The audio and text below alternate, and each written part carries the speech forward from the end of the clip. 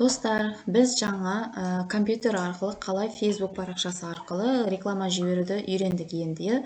Енді біз осы телефон арқылы қалай реклама жіберу керектігін сіздерге айтатын боламын. Видеоның соңына дейін қараңыздар, өте қызықты болады деген ойдамын. Енді біз жаңағындай телефон арқылы не істеу үшін, реклама жіберу үшін біз страница дегенге кіреміз. Одан кейін барып, міне, ваши новые страницы деп тұрады. Сол жерге біз өзіміздің страницаларымызды осылай көп қылып жазып аламыз. Яғни, оның әрқайсысы әртүрлі. Мысалы, вебинар, массаж, тегін вебинар деген сияқты.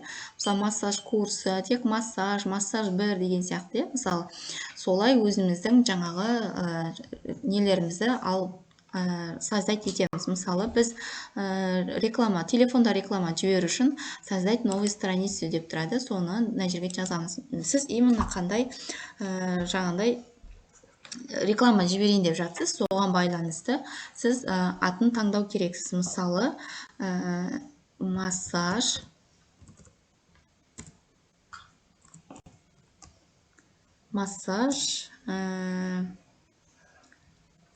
тегін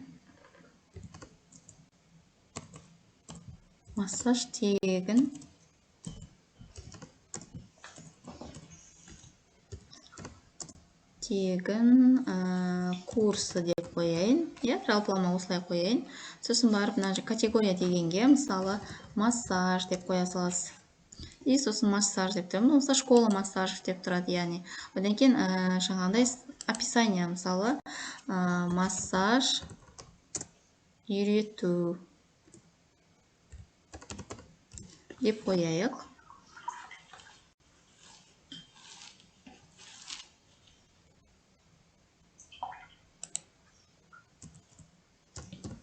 Массаж үйрету. Яғни создать страница дегенді басамыз.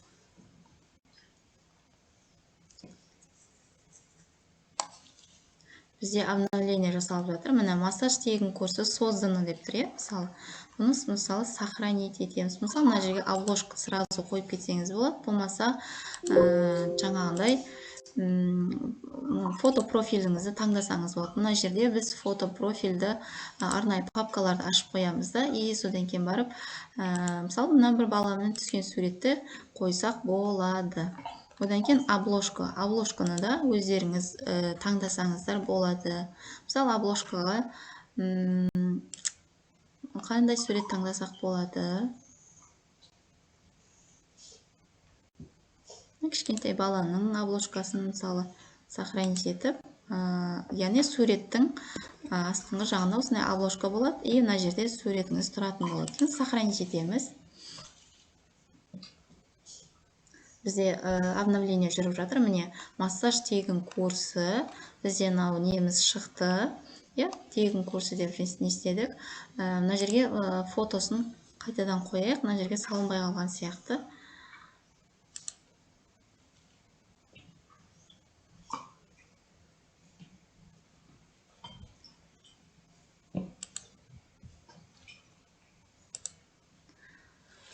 Алдағы уақытта қайтадан өздеріңіз, мысалы, изменить етіп сала бересіздер. Загрузка фото деп баланың суретін қойып,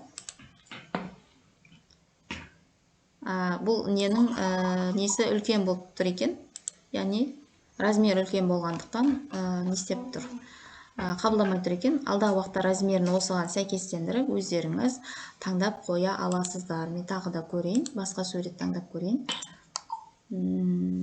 Қандай сурет таңдасам болады? Мына фотоны таңдап көрейін. 180 пикселден асып тұр екен. Өздеріңіз қайтадан өздеріңіз новыйдан жаңағыдай размерін кішірейтіп, яғни қоя аласыздар. Жалпы бұл сіздерге түсінікті болды деген ойдамын.